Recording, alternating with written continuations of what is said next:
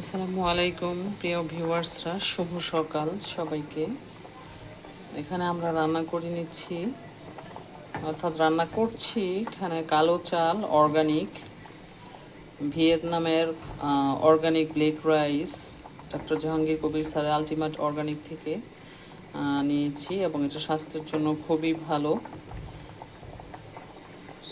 এটা রান্নার প্রসেসিংটা হলো সারা রাত ওই কালো চালটাকে ভিজিয়ে রাখতে হবে এবং যখন রান্না করা হবে তখন 3 থেকে 4 বার এই কালো চালটাকে ধুয়ে পরিষ্কার করে নিয়ে ফোটাতে হবে। এমন পরিমাণ পানি দিতে হবে যেন চালটা আর পানিটা সমান সমান, অর্থাৎ পোলাওয়ের মতো রান্না করে নিতে হবে। আর এখানে আমরা অ্যাড করছি হিমালয়ান পিঙ্ক সল্ট, লাগলে আরও দেব। হিমালয়ান পিঙ্ক সল্ট আমাদের শরীরের জন্য খুব ভালো, ব্যালেন্স রাখে শরীরকে। আর আমরা যখন এটা হয়ে যাবে তখন আমরা এটাতে অ্যাড করব এক্সট্রা ভার্জিন কোকোনাট অয়েল, অথবা যদি আরও স্বাদ বৃদ্ধি করছে তাহলে আমরা ঘিও অ্যাড করব।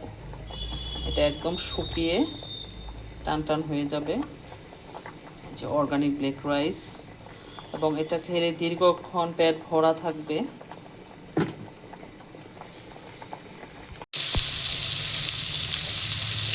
এখানে সতে ভেজিটেবল করছি, ঘিয়ের মধ্যে আমরা টমেটো স্লাইস, শসা স্লাইস, আর সাথে দিয়ে দিচ্ছি কালো গোলমরিচের গুঁড়ো।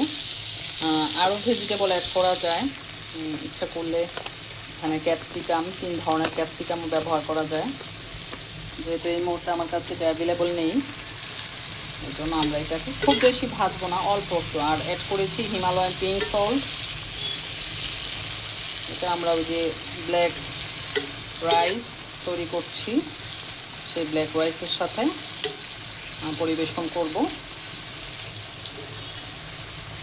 খুব বেশি না, অল্প সতে ভেজিটেবল, মানে শুধু একটু যাতে পানিটা টেনে নেয় তে আমাদের হয়ে যাবে। আর এখানে আমরা রেডি করে নিচ্ছি ব্ল্যাক রাইস, ঘিয়ে ভাজা ডিম, উপরে কালো গোলমরিচের গুঁড়ো ছিটানো।